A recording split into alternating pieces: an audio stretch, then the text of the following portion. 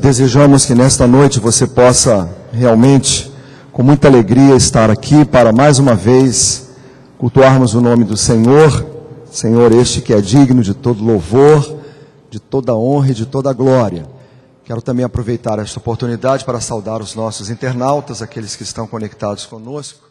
Deus te abençoe, onde quer que você esteja, em qualquer parte do mundo, você possa receber também a bênção de Deus, participando assim do nosso culto. Eu queria fazer alguns destaques no início deste culto, as nossas atividades da semana, não é? Temos algumas atividades na semana, estamos aí caminhando para o final da nossa Academia da Alma. Eu não sei quantos irmãos aqui têm participado, vamos para o nosso 8º encontro, tem sido então assim uma grande bênção para a nossa vida. Aqueles que têm podido estar aqui, temos aprendido estudos, através dos estudos ministrados pelo pastor Israel, preciosas lições de vida cristã, preciosas lições de espiritualidade, que sendo colocadas em prática, sem dúvida alguma, nos ajudarão a crescermos ainda mais na nossa jornada cristã. Vale a pena, temos ainda talvez mais 2 ou 3 estudos, estamos caminhando então para o final, e teremos então, na primeira quarta-feira de dezembro, uma vigília de oração, no encerramento desta Academia da Alma. E sem dúvida alguma, estaremos aqui colocando diante de Deus também a nossa gratidão, já que estamos chegando ao final de mais um ano que sem dúvida foi um ano de desafios, mas também um ano de bênçãos para as nossas vidas. E eu acho que vale a pena então nós pensarmos um pouco sobre a nossa vida cristã, sobre a nossa vida espiritual. E se você puder, participe então da Academia da Alma. Nós também estamos nos preparando para o 16º Cantando o Natal. Hoje pela manhã fizemos um destaque na programação da rádio, o programa Momentos com Cristo, e no próximo dia 16 de dezembro, aqui na praça de frente à nossa igreja, nós teremos este grande evento, que já se tornou tradicional no calendário aqui da Tijuca, né? Muitas pessoas, nossos vizinhos, ficam aguardando ansiosos por essa data, e eu tenho certeza que será então uma data muito importante, não só para a vida da nossa igreja, mas também para aqueles que costumeiramente têm acompanhado essa programação especial de Natal que a nossa igreja apresenta. E por falar então no Cantando Natal, os irmãos já estão se preparando para apresentar essa programação. Se você deseja participar então deste grande coral, ainda há tempo, não é? O tempo ele está se tornando cada vez mais curto, mas ainda há tempo de você participar do coral do Cantando Natal. Venha para os ensaios que acontecem às quartas-feiras, após o culto da noite, às sextas-feiras também à noite e nos sábados pela manhã. Eu queria dar uma palavra de lembrete. Nós não teremos agora à noite a programação, o culto infantil, né? Às 19 horas, sempre temos um programa paralelo ao culto da noite, um programa com as crianças, uma atividade com as crianças, mas essa noite então não teremos, a recepção então pode estar atenta aí, se tivermos crianças, para avisar aos pais que não funcionará então o módulo infantil de nossa igreja nesta noite. Temos outros destaques que também estão no nosso boletim, você pode acompanhá-los através da nossa agenda, mas eu queria então neste momento destacar a presença dos nossos visitantes, se os temos já neste momento, né? As pessoas ainda estão chegando. O horário de verão é um horário muito ingrato, porque nós normalmente olhamos para o tempo e não para o relógio, né? E quando o dia está bem claro, não é o caso hoje, está um pouco ainda nublado, né? Mas quando o dia está bem claro, o sol ainda está no céu, nós ficamos um pouco confusos. E quando olhamos o relógio, às vezes já são 19 horas ou mais. Mas neste início de culto, se tivermos conosco a presença de visitantes, de pessoas que nos dão a alegria da sua presença, eu gostaria que você ficasse de pé então para receber o abraço da nossa igreja, receber um cartão de visitante. Temos alguém nessa condição como visitante? Provavelmente algumas pessoas ainda chegarão, não é? Mas até o momento não temos ainda conosco visitantes. Se você é aniversariante, foi aniversariante nesta semana, completou mais um ano de vida, aniversário de nascimento, aniversário de casamento, ou mesmo aniversário de vida cristã, de batismo, e não esteve conosco nos cultos matutinos, se você está nessa condição, gostaríamos de orar por você. Há alguém que é aniversariante, que está conosco, venha à frente para que nós possamos orar pela sua vida.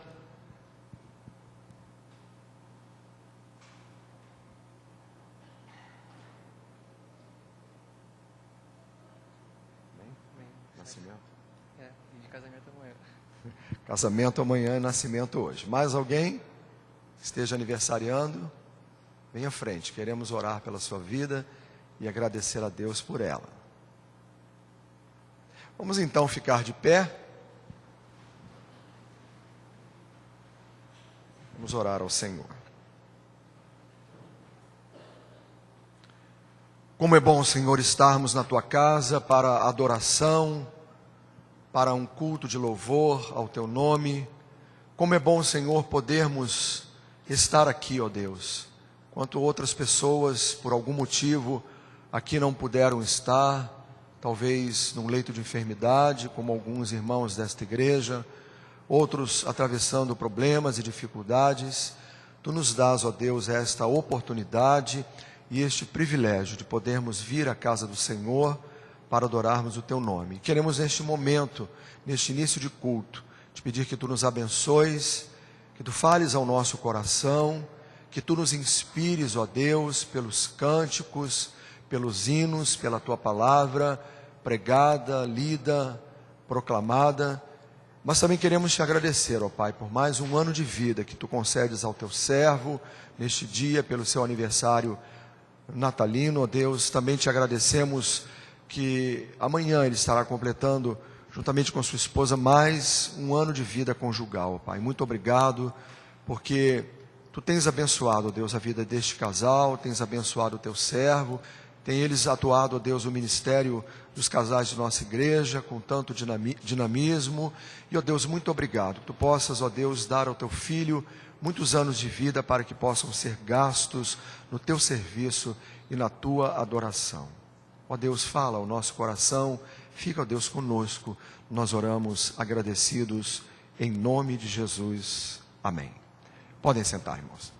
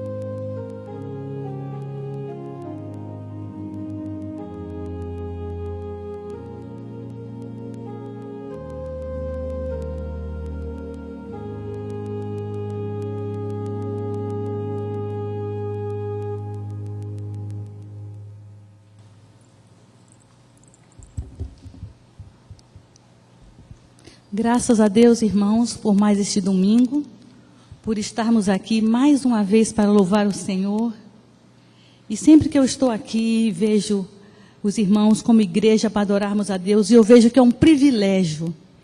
E eu espero que no nome de Jesus, cada um de nós, possamos ter essa percepção de que realmente é um privilégio nós temos a liberdade, nós temos um local para adorarmos o nosso Deus. Então eu queria convidar você a ficar de pé. Queria pedir a você que você cumprimente a pessoa que está do seu lado, porque ela também veio adorar o nosso Deus.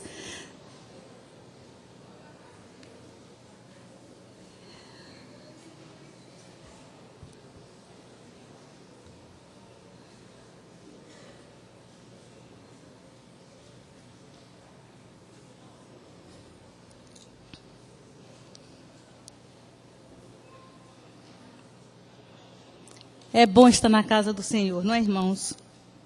O Senhor é bom, um refúgio em tempos de angústia. Ele protege os que nele confiam. O Senhor é bom e nós podemos sempre contar com Ele. Por isso nós podemos adorá-lo. Eu queria que nós vamos cantar agora o hino que diz: justo é o Senhor. Que nós possamos de verdade abrir o nosso coração e dizer: Senhor, Tu és justo, Tu és bom, Tu és fiel, Tu tens me ajudado, seja na angústia, na dificuldade, porque às vezes são muitas e pensamos que vamos cair. Mas a mão do Senhor sempre nos segura. Por isso hoje, mais um domingo, nós podemos estar aqui e cantar e dizer: justo Tu és, Senhor. Cantemos, irmãos.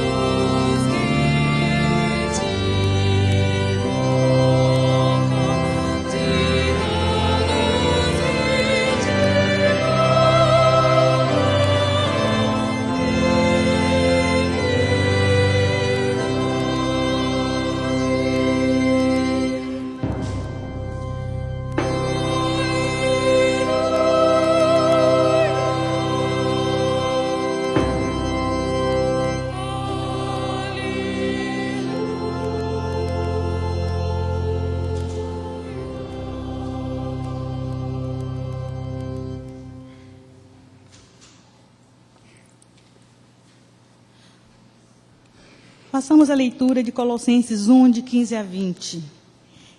Ele é a imagem do Deus invisível, o primogênito de toda a criação, pois nele foram criadas todas as coisas no céu e na terra, as visíveis e as invisíveis, sejam tronos ou soberanias, poderes ou autoridades, todas as coisas foram criadas por ele e para ele.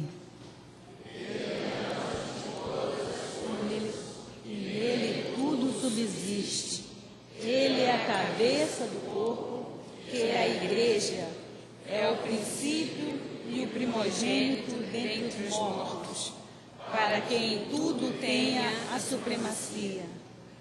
Pois foi do agrado de Deus que nele habitasse toda a plenitude, e por meio dele reconciliasse consigo todas as coisas, tanto as que estão na terra, quanto as que estão nos céus, estabelecendo a paz pelo seu sangue derramado na cruz.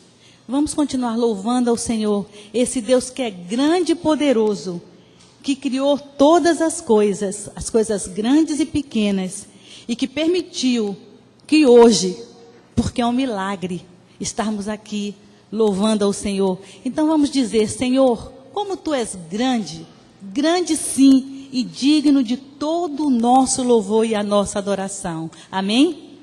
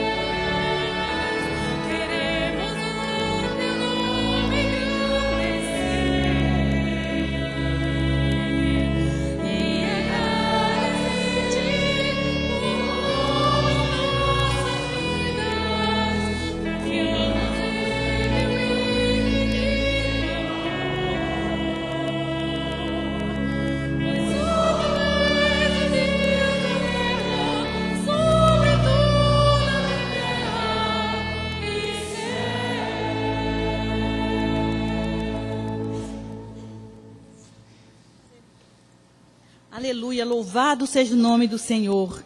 Digno é o Cordeiro que foi morto, de receber poder, riqueza, sabedoria, força, honra, glória ao Senhor. Glória e louvor a esse Deus maravilhoso.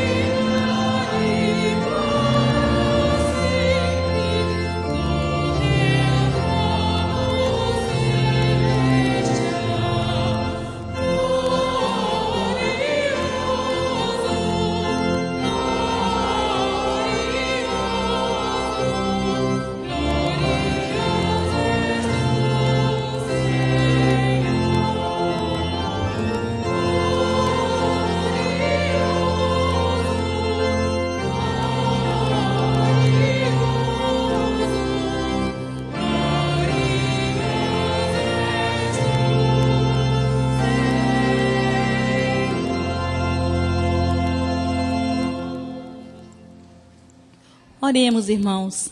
Senhor, Tu és glorioso, Jesus. Não existe, Senhor, nenhum igual a Ti, ó Deus. E nós queremos Te honrar nesta noite. Queremos, em nome de Jesus, depositar no Teu altar, Jesus, o nosso louvor, a nossa adoração, a nossa gratidão, ó Deus, pelo privilégio de podermos Te adorar, de poder chamá-lo de Pai, de sermos Teus filhos, ó Deus, por contarmos com a Tua proteção, seja em que circunstância for. Ó Deus, receba a nossa adoração, receba o nosso louvor, Jesus. Que o Senhor se agrade desse povo que se reúne neste lugar, porque nós estamos reunidos aqui no Teu nome. Nós queremos Te adorar, nós queremos Te bendizer, ó Pai. Por isso que esse santuário, Senhor, seja cheio da Tua presença. Que nenhum de nós, Senhor, saiamos daqui sem sentir o toque do Teu Espírito em nosso coração, ó Pai. Por isso, em nome de Jesus, receba, ó Pai, a nossa gratidão, a nossa adoração, que Te é devido, porque Tu és glorioso, Tu és o nosso Deus amado. Amém, Jesus. Os irmãos podem se assentar.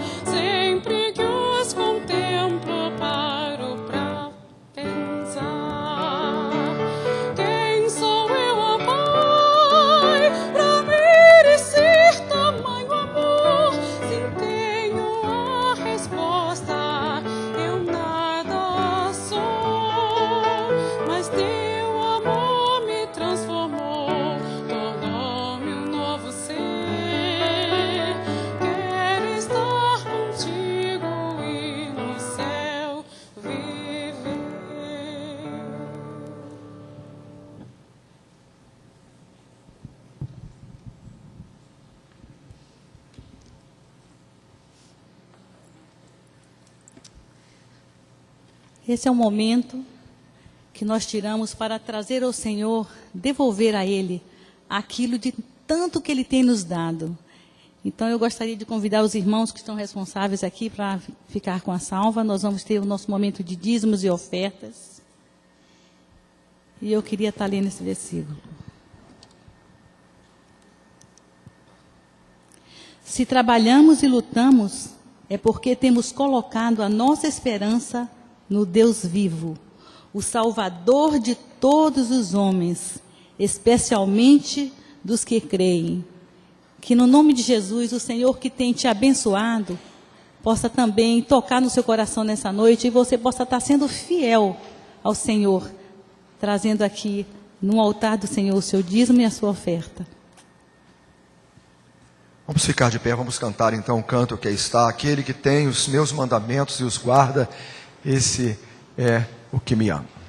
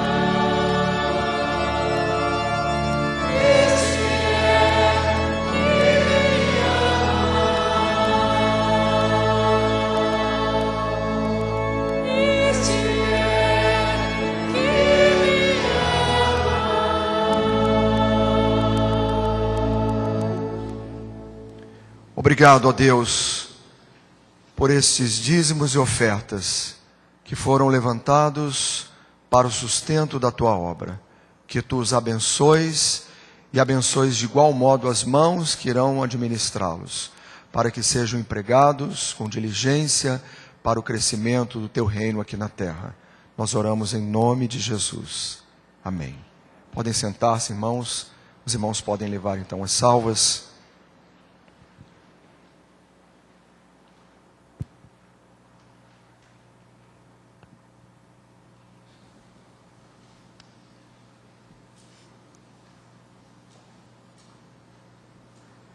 Na leitura bíblica que faremos, e o cântico do hino 417 do Inário para o Culto Cristão, nos motivam então a, diante de Deus, apresentarmos as nossas petições, as nossas dificuldades, as nossas lutas, os nossos problemas.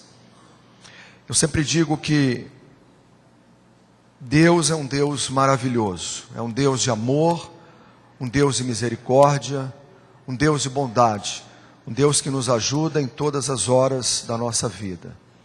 E às vezes nós vivemos momentos em que nós nos sentimos inseguros. Hoje pela manhã eu falava sobre isso, quando falava então sobre a peregrinação do povo e a sua entrada na terra prometida. O povo ficou inseguro, o povo ficou medroso, o povo se rebelou contra Deus, o povo então quis voltar para o Egito. Às vezes nós estamos diante de lutas e de provações e nós ficamos inseguros, ficamos vacilantes, porque nós somos seres humanos e às vezes nós nos sentimos assim fragilizados. Mas a palavra de Deus nos diz que esse Deus é um Deus que está conosco. Não precisamos nos preocupar. Com quanto nos preocupemos, o Senhor garante que nós podemos confiar nele. Vamos ler então todos o texto que está aí em Mateus 6, versos 25, 26, de 30 a 33. E vamos cantar então o hino 417 do Inário para o Culto Cristão. Enquanto cantamos este hino, se você desejar vir aqui à frente, colocar o seu pedido, ou ficar de pé no seu lugar, ou mesmo se ajoelhar, como Deus estiver falando ao seu coração, você poderá fazê-lo. Eu vou convidar o pastor Ruter para que esteja aqui comigo. Ele vai estar então orando pela sua vida neste momento de intercessão. Portanto, eu lhes digo, não se preocupem com a sua própria vida, quanto ao que comer ou beber, nem com seu próprio corpo, quanto ao que vestir. Não é a vida mais importante que a comida, e o corpo mais importante que a roupa? Portanto, não se preocupem dizendo, que vamos comer, ou que vamos beber, ou que vamos vestir, pois os pagãos é que comem.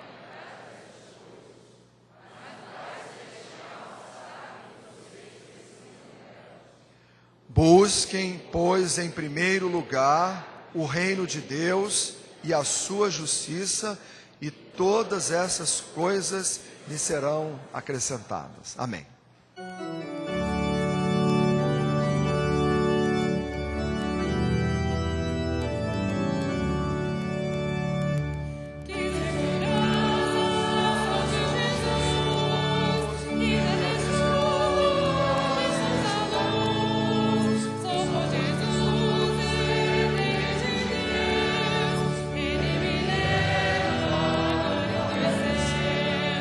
Canta minha alma, canta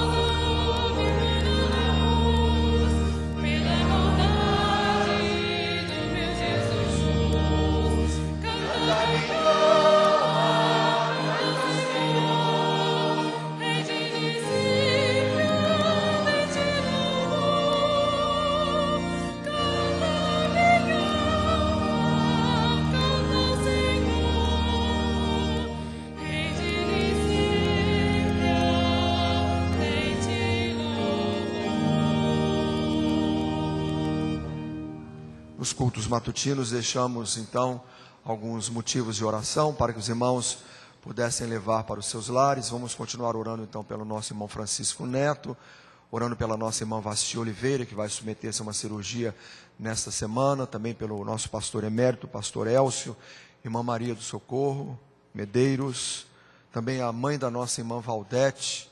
Eu tive informação hoje pela manhã que ela teve um AVC lá na cidade de Barra do Piraí. Não tenho mais detalhes. Vamos orar então pela mamãe da Valdete, eu não sei o nome, Deus sabe quem é. E também vamos orar pela Cristina, que é sobrinha da nossa irmã Nélia, e ela está em trabalho de parto, com apenas 6 meses de gestação, de trigêmeos, né? Só mesmo então a misericórdia do Senhor. Está evidentemente com pequena passagem, e o tempo também de gestação é bastante curto, né, para 3 filhos. Só mesmo a graça do Senhor. Ela está internada neste momento, os médicos estão tentando então cuidar dela para que esse tempo possa ser então prolongado. Vamos orar então por essas pessoas neste momento, por todos aqueles que aqui estão, por você que nos assiste na internet, para que Deus possa então, através da sua graça e do seu poder, abençoar então as nossas vidas. Pastor Ruther vai nos dirigir neste momento. Oremos. Deus majestoso, grande, glorioso, sábio, poderoso. Neste momento, ó Deus, o teu povo aqui reunido, de maneira especial, aqueles que se colocaram de pé ou vieram à frente, querem colocar diante do teu trono as suas necessidades e as suas súplicas. Cada um, ó Deus, na sua necessidade, atende conforme a sua necessidade. Ó Deus, nós oramos em nome de Jesus. Amém. Queiram sentar-se, irmãos.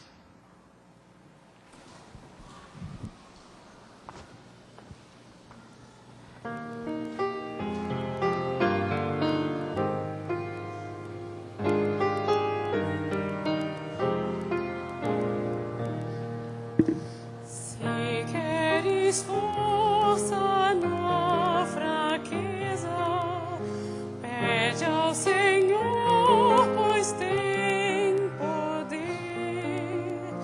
Ele há de ouvir-te com certeza e teus problemas resolver.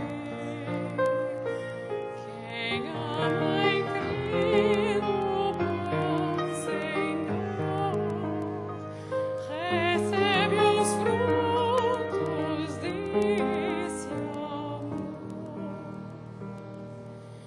Fiel prossegue em tua vida com gratidão e com louvor. De Deus a graça é prometida a quem confia em seu amor.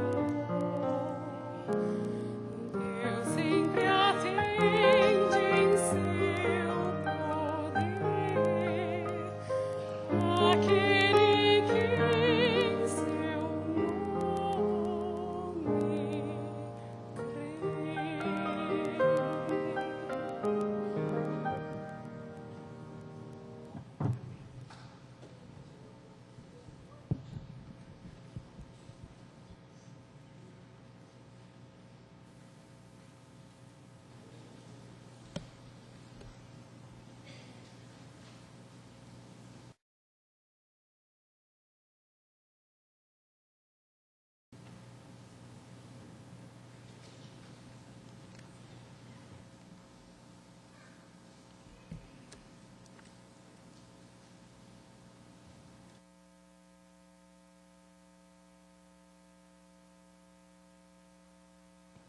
Quero convidá-lo nesta noite a refletir junto comigo sobre o servo sofredor. Texto magnífico que encontramos no livro do profeta Isaías, capítulo de número 53, que faremos a leitura numa tradução mais livre, que você pode acompanhá-la sentado como está, de forma reverente. O povo diz: quem poderia crer naquilo que acabamos de ouvir?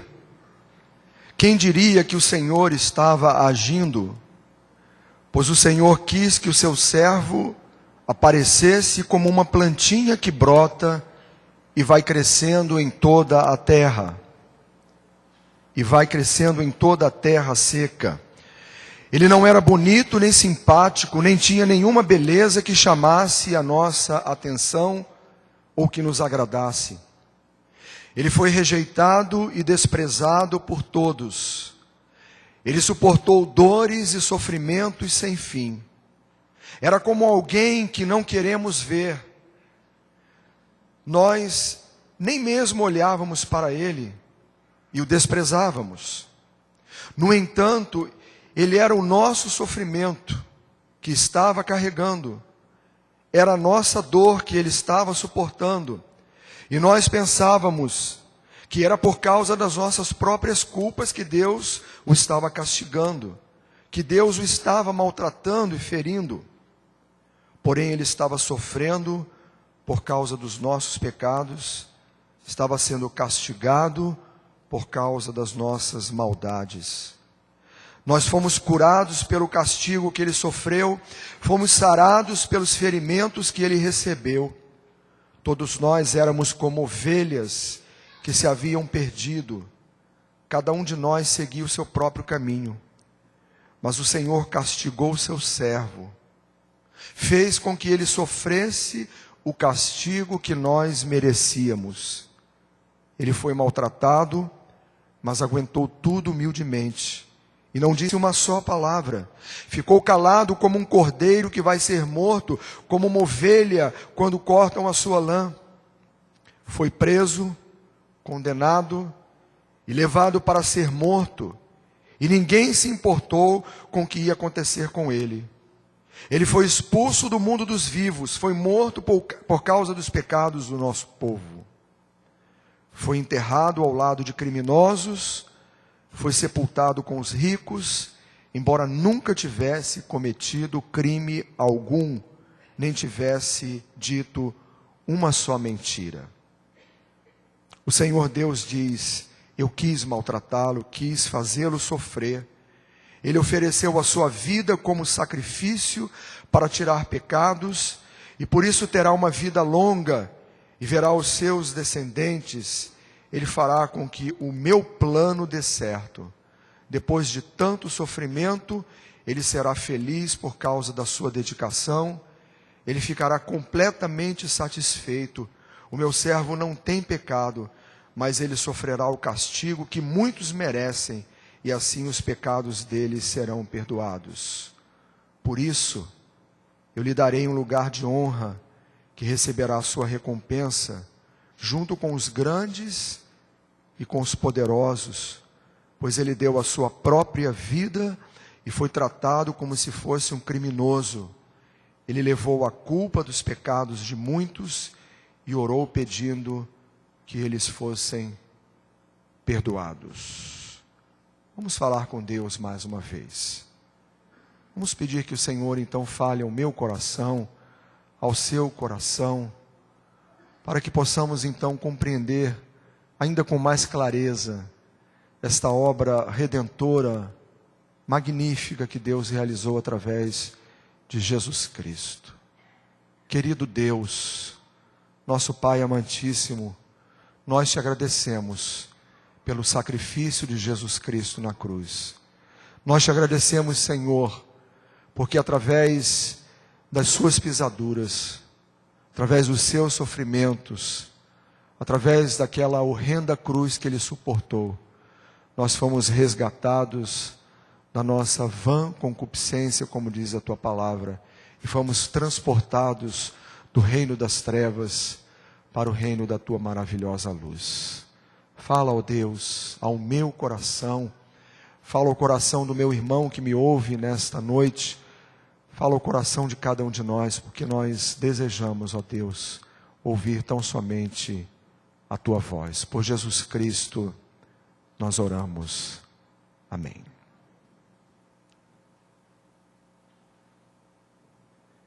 Isaías, um homem de Deus, profeta que ficou conhecido como o mais ilustre dos profetas, teve uma participação ativa nos negócios de pelo menos 4 reinos: Uzias, Jotão, Acás e Ezequias. Teve também um ministério profético bastante longo. Provavelmente por cerca de 40 anos ele profetizou sobre Jerusalém e também sobre Judá. Não temos muitas informações sobre a sua vida. Ele era filho de Amós, não aquele profeta menor, que também tinha o mesmo nome do seu pai, mas foi contemporâneo também dos profetas Oséias e Miqueias. Nascido provavelmente nos anos 760, antes do nascimento de Cristo, e teve 2 filhos, depois de se casar com uma mulher, por volta do ano 744, cujo nome era, o nome que lhe foi dado, profetisa. Isso está no capítulo 8, versículo 3. E acho interessante porque não somente o nome da sua mulher, mas também o nome dos seus 2 filhos, tinha tudo a ver com a sua mensagem profética. Não temos outras informações a respeito da sua família, mas os historiadores dizem que ele provavelmente foi um aristocrata, um homem nobre, e que iniciou o seu ministério profético por volta dos anos 738, 740, 738 a.C., com a morte do rei Uzias. E essa descrição nos é dada pelo próprio Isaías, no capítulo 6, no verso 1, quando ele diz então: no ano em que morreu o rei Uzias, eu vi o Senhor assentado num alto e sublime trono. O seu nome é um nome muito significativo. O seu nome significa salvação de Yahvé, ou Deus é a minha salvação. E segundo a tradição do Talmud babilônico, que era uma espécie de tratado, um comentário dos textos da época, ele provavelmente teria sido martirizado pelo rei Manassés, por ter talvez feito alguma alteração, segundo a tradição, na lei mosaica, e segundo essa tradição que não se pode confirmar, ele teria sido cerrado ao meio. Talvez folclore, não sabemos, não temos então uma informação fidedigna para isso afirmar. Mas o seu reinado foi um reinado num tempo muito difícil. Nós podemos exatamente apreender isso quando ele ainda muito jovem, provavelmente com a idade de uns 20 anos, ele tem um encontro com Deus, um encontro extraordinário ali no templo, quando ele contempla a glória do Senhor e tem a sua vida completamente mudada. Ele nos traz então o perfil do reino, do tempo em que ele vivia, do seu povo, um povo que estava corrompido, um povo que havia se distanciado do Senhor, um povo de lábios impuros, um povo que estava agora vivendo na idolatria, no pecado, longe, distante da presença do Senhor.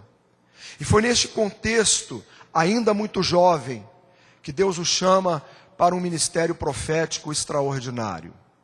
Ele se torna então um profeta referencial, como um dos profetas que mais vaticinou, que mais falou a respeito da vinda do Messias.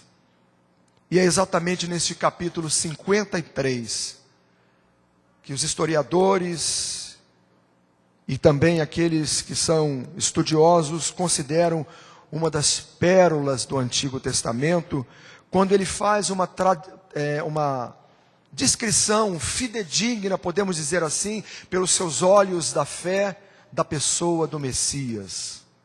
da pessoa de Jesus Cristo. Cerca de quase 800 anos antes do nascimento de Jesus, é então Isaías, aquele que prenuncia, é aquele que dá formato, é aquele que fala a respeito daquele que haveria de ser o Salvador da humanidade.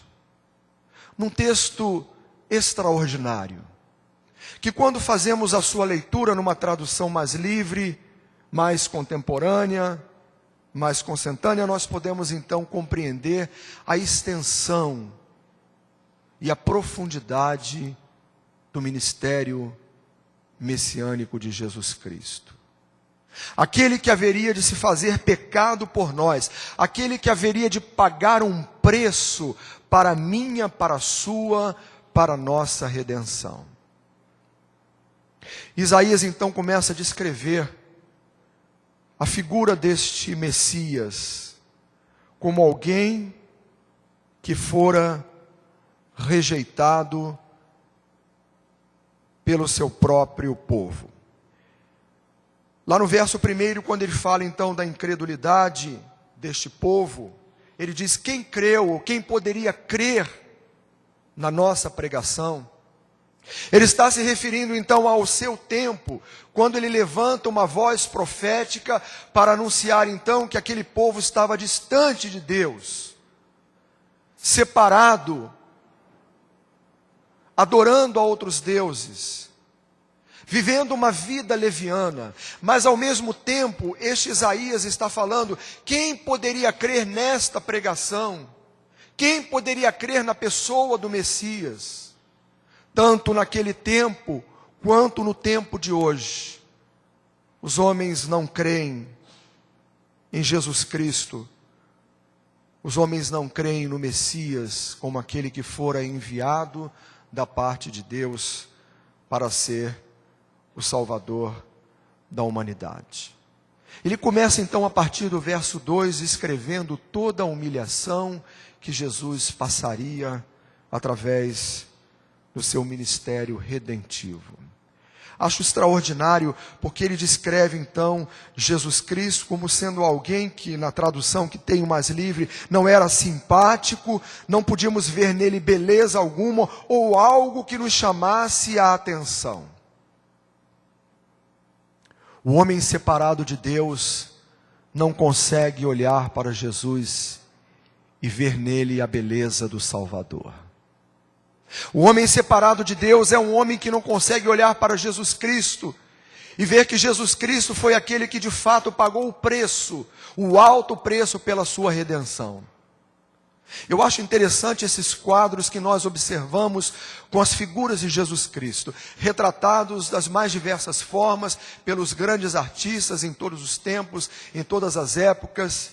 Encontramos ali a figura de um Jesus louro, ou de um Jesus moreno, um Jesus de olhos claros, ou um Jesus de olhos escuros, um Jesus com cabelos acrescidos. Cada artista o retrata da sua maneira.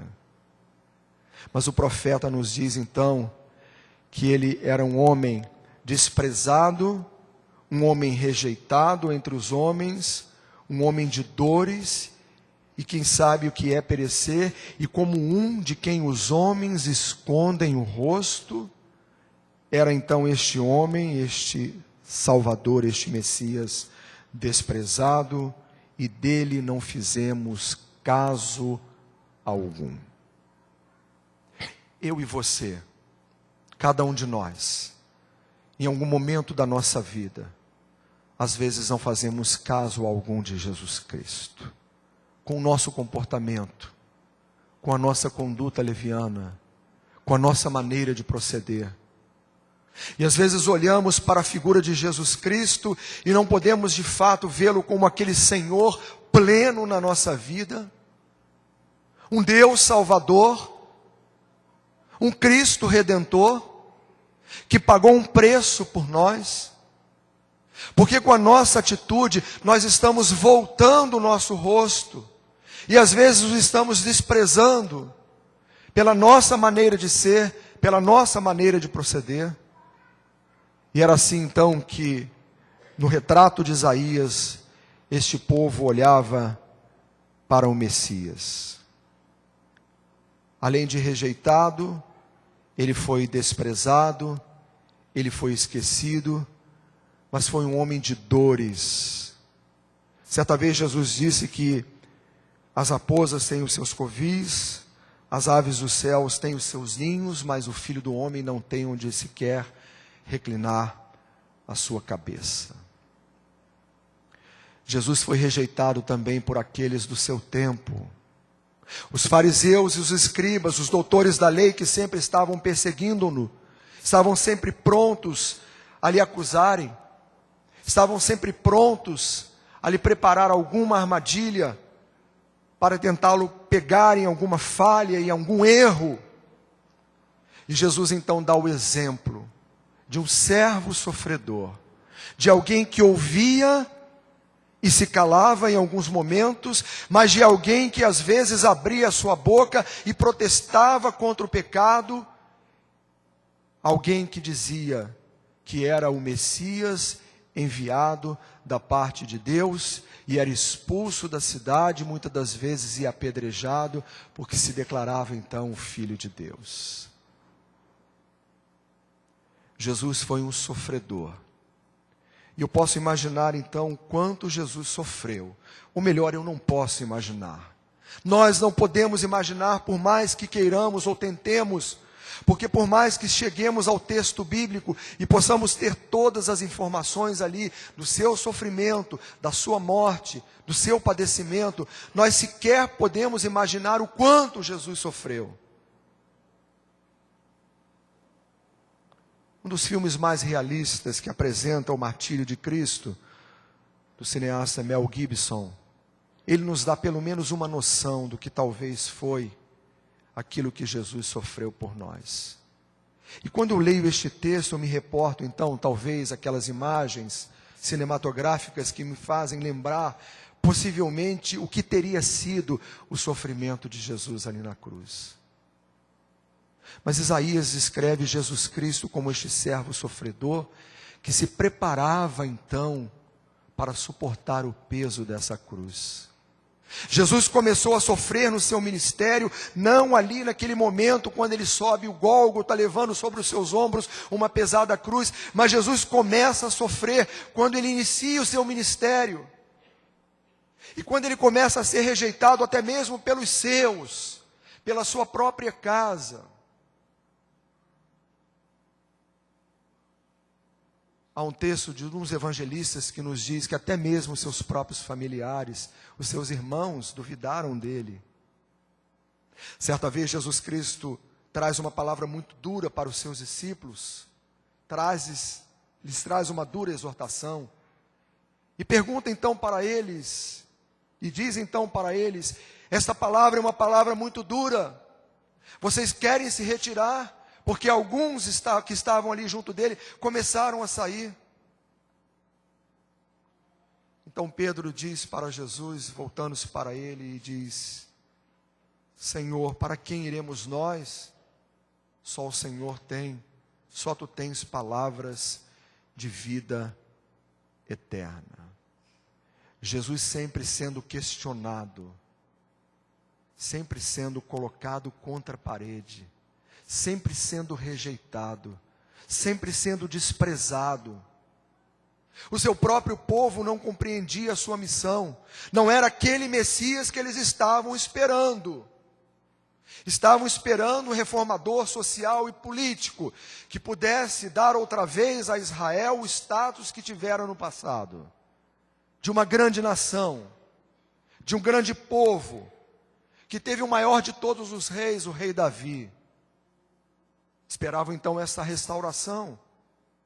E não seria então aquele homem humilde, aquele homem que andava naquelas cidades e naquelas estradas empoeiradas, com alguns poucos seguidores que o acompanhavam, e depois alguns que começaram a se juntar a estes, que trazia um discurso diferente, que falava de um outro reino, que falava sobre vida eterna, que falava sobre paz, que falava sobre amor, igualdade.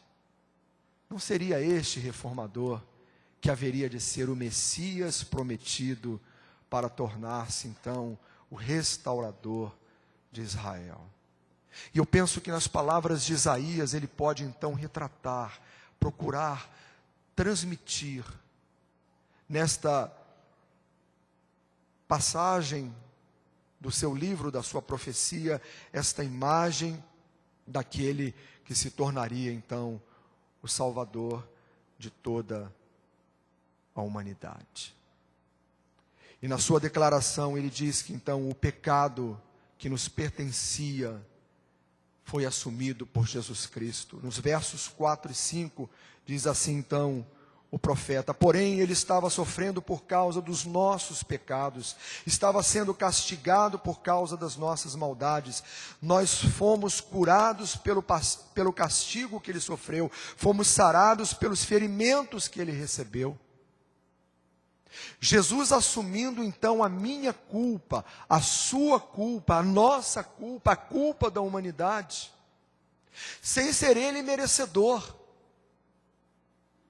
Eu acho magnífico neste texto, porque a palavra do profeta nos aponta que Deus então, dando a Jesus Cristo esta missão, de se tornar então o Messias, o Salvador da humanidade, deixa que sobre os seus ombros recaia o pecado de toda a humanidade, o meu e o seu pecado, o nosso pecado. Ele que era puro, ele que era santo, ele que era perfeito, ele que nunca pecou, levaria sobre os seus ombros o peso do meu, do seu e do pecado de toda a humanidade.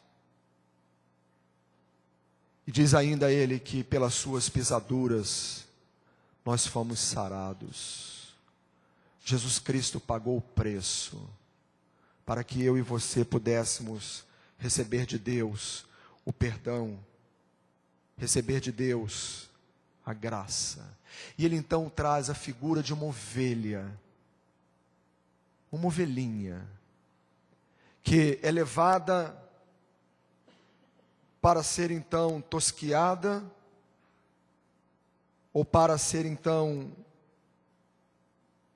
como um cordeiro mudo, diz ele, levado ao matador, ou como uma ovelha que é levada então para ser tosquiada. Jesus assim procedeu, não abrindo a sua boca, não questionando, não cobrando do Pai, porque ele deveria pagar este tão alto preço.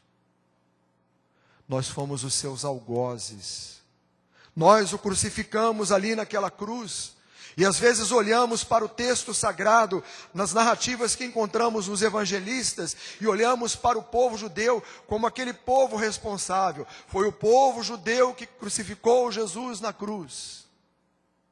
Foram as autoridades romanas que corroboraram e permitiram para que Jesus pudesse ser crucificado. Mas o profeta Isaías, cerca de 700 e poucos anos antes do nascimento de Jesus Cristo, nos aponta para a responsabilidade daquela cruz, que era minha, que era sua e que era de toda a humanidade, e que Jesus então a assume sem abrir a sua boca diante dos seus algozes. Eu me lembro então daquele texto lá dos evangelistas, quando Jesus está ali preso à cruz, entre dois ladrões, dois salteadores, e este texto fala sobre isso, um texto profético. E ali estava então Jesus, na cruz do meio, aos seus pés, sua mãe e algumas mulheres piedosas. E de repente ele começa a ser humilhado, começam a zombar dele, começam a dizer: se tu és o Filho de Deus, desce dessa cruz.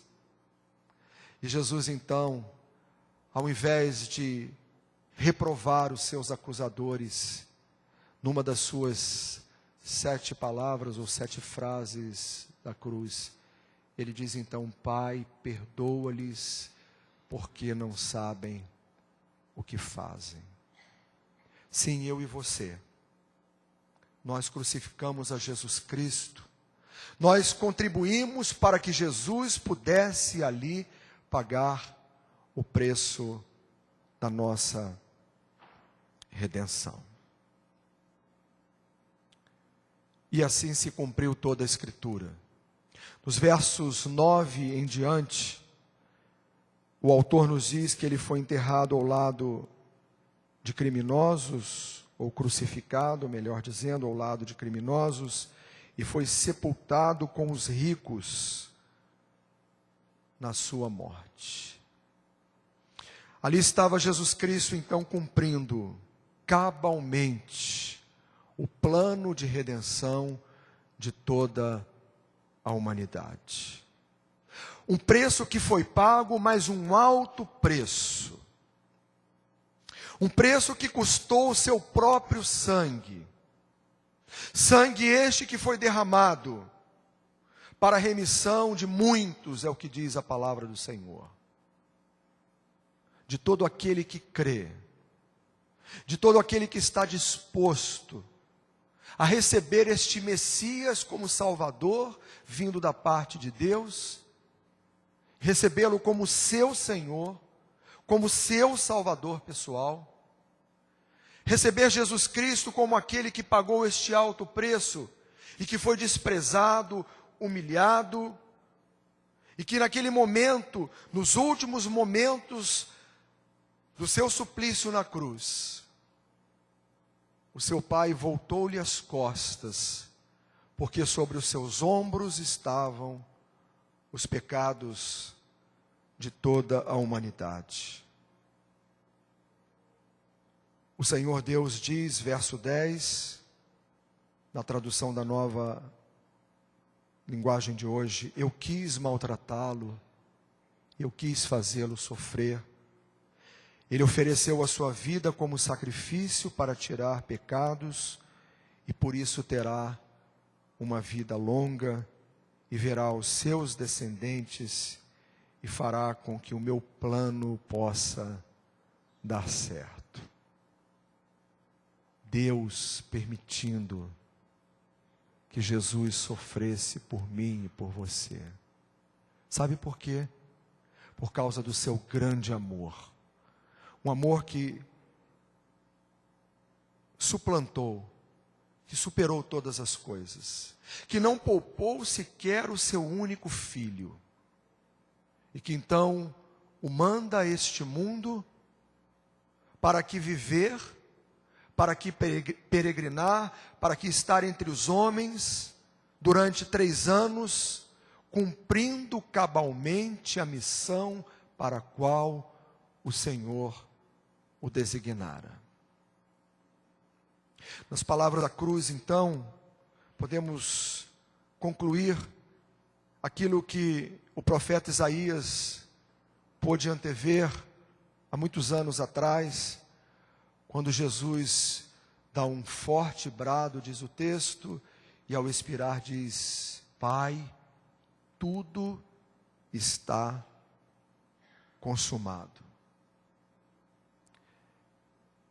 Por isso eu lhe darei um lugar de honra. Ele, o Senhor, receberá a sua recompensa junto com os grandes e os poderosos, pois ele deu a sua própria vida e foi tratado como se fosse um criminoso. Ele levou a culpa dos pecados de muitos e orou pedindo que eles fossem perdoados. Jesus pagando um preço como se fosse um criminoso. Pagando um preço de uma dívida que era somente minha, sua, somente da humanidade perdida. Mas ele não mediu esforços. Mesmo estando ali no Getsêmani, quando ele se prepara então para sorver o cálice da morte, e ele diz então nas suas palavras: Pai, se é possível, passa de mim esse cálice, todavia não seja feita a minha, mas a tua vontade. Foram as palavras de Jesus antes de partir para morrer ali na cruz. É extraordinário nós podermos olhar e contemplar o sacrifício que Jesus Cristo fez por nós. Sacrifício este que não lhe poupou a sua própria vida, que o fez descer do céu, baixar a essa terra, deixar a sua glória, glória do Pai, para que pudesse então enfermar, ou seja, absorver os nossos pecados, ter sobre os seus ombros a nossa culpa. O sentido de enfermar aqui, no sentido de ter a culpa do nosso pecado, para que nós pudéssemos receber essa tão grande salvação. Quando nós olhamos para a figura deste servo sofredor, nós podemos ver então o quanto Jesus fez por cada um de nós. Será que nós temos valorizado isso? Será que nós temos agradecido ao Senhor, porque Ele nos resgatou com a sua forte mão, porque Ele nos transportou do reino das trevas, como diz o apóstolo Paulo, para o reino do Filho do seu amor, em quem temos a redenção? Será que nós temos sido gratos a Deus, porque Jesus habitou entre nós? E como disse o apóstolo João, e nós vimos a glória do unigênito do Pai.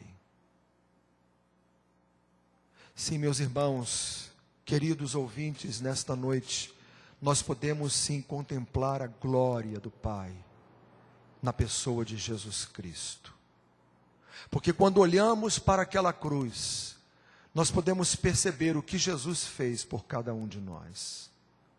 Eu não sei qual tem sido a sua gratidão, porque às vezes eu sou tão ingrato para com o meu Deus.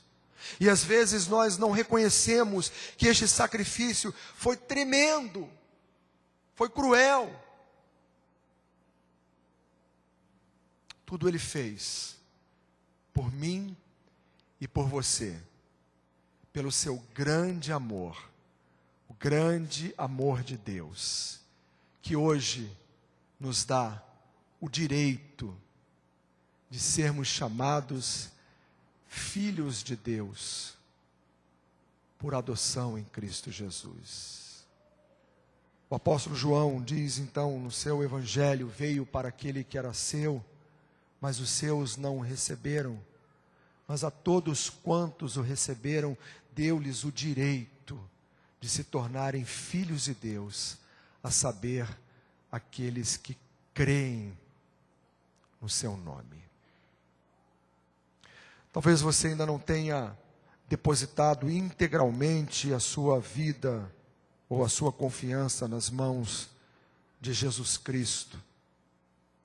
E eu queria convidá-lo então neste momento para que nós, ao cantarmos este canto que diz: Salvador maravilhoso, Deus que tomou o meu lugar, Cordeiro entregue ao Calvário, morto para nos salvar, Consolador, Conselheiro, Deus que me vem abraçar, na noite escura da alma, Tu vens comigo andar. Talvez você que ainda não tomou essa decisão, eu não sei, não conheço o seu coração, mas Deus o conhece.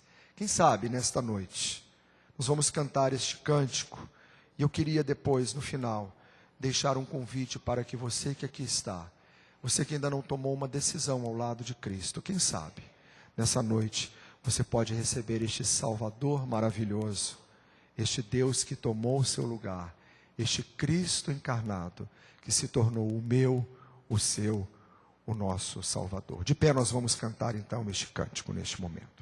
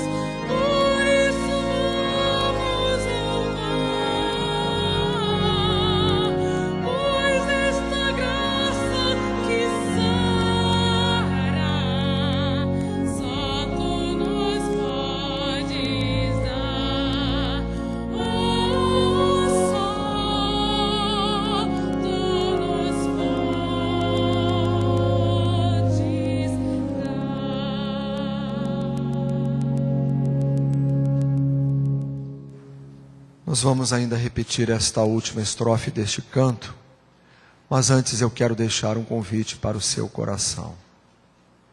Certa vez, numa das igrejas onde fui pastor, eu estava pregando, e ao terminar a mensagem eu fiz um apelo convidando as pessoas para que elas pudessem tomar uma decisão ao lado de Cristo. E eu vi uma pessoa que era membro da minha igreja vindo à frente.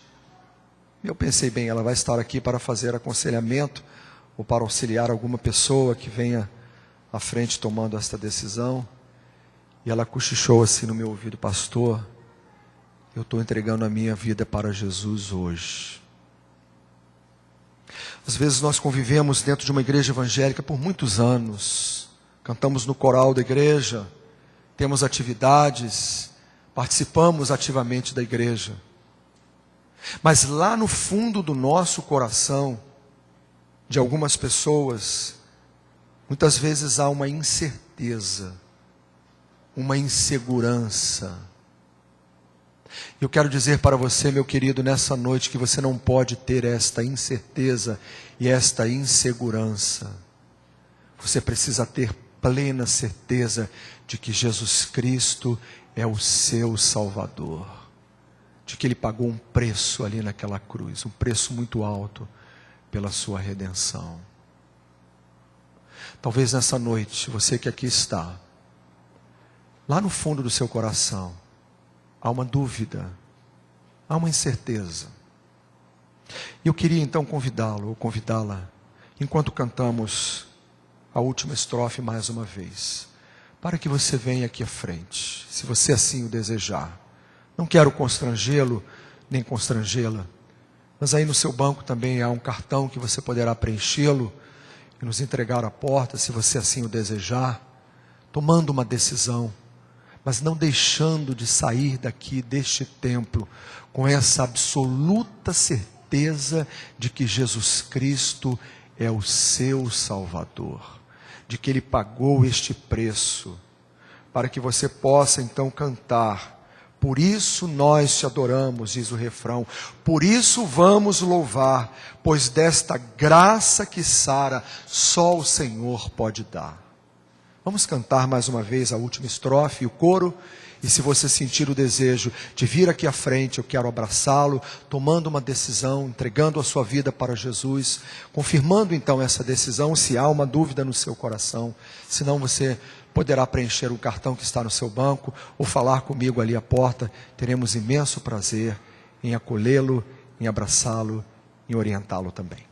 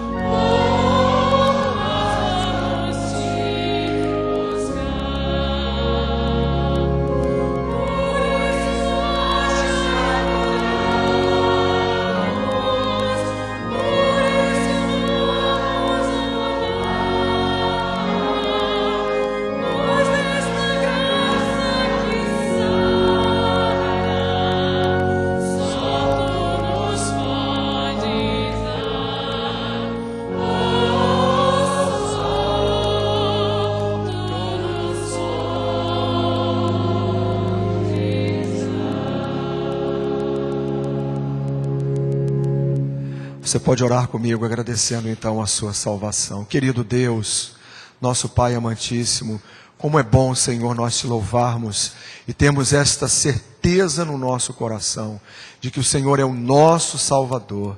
Que o Senhor um dia pagou um alto preço ali na cruz pela nossa redenção. O Senhor entregou o seu único Filho, Jesus Cristo, para sofrer, para ser humilhado, para ser desprezado, para ser rejeitado pelos homens, para que hoje nós pudéssemos te louvar, para que hoje nós pudéssemos te glorificar e dizer ao Senhor: muito obrigado, ó Pai, pela certeza de vida eterna. Muito obrigado porque somos filhos, porque podemos dizer que somos filhos de Deus por adoção em Cristo Jesus. É no precioso nome de Jesus que nós te agradecemos e te louvamos. Amém, Senhor. Podem sentar, queridos.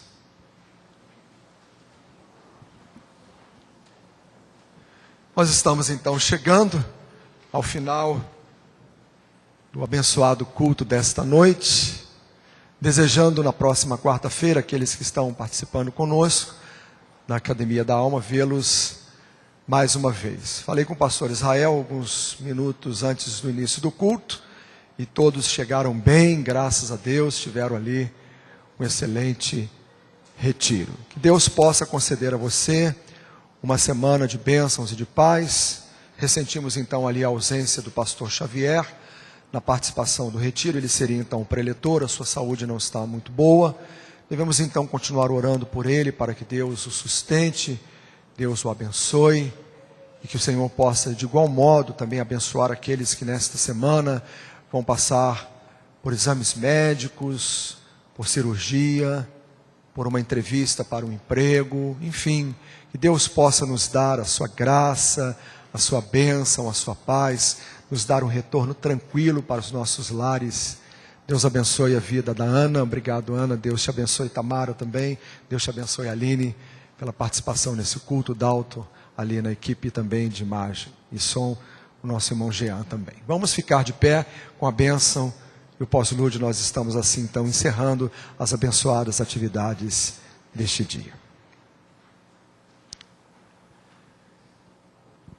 Agora então, que a graça de nosso Senhor e Salvador Jesus Cristo, o amor de Deus, nosso Pai eterno, as comunhões e a consolação do Espírito Santo sejam sobre todo o povo de Deus, espalhado pela face da terra, desde agora e para todo sempre.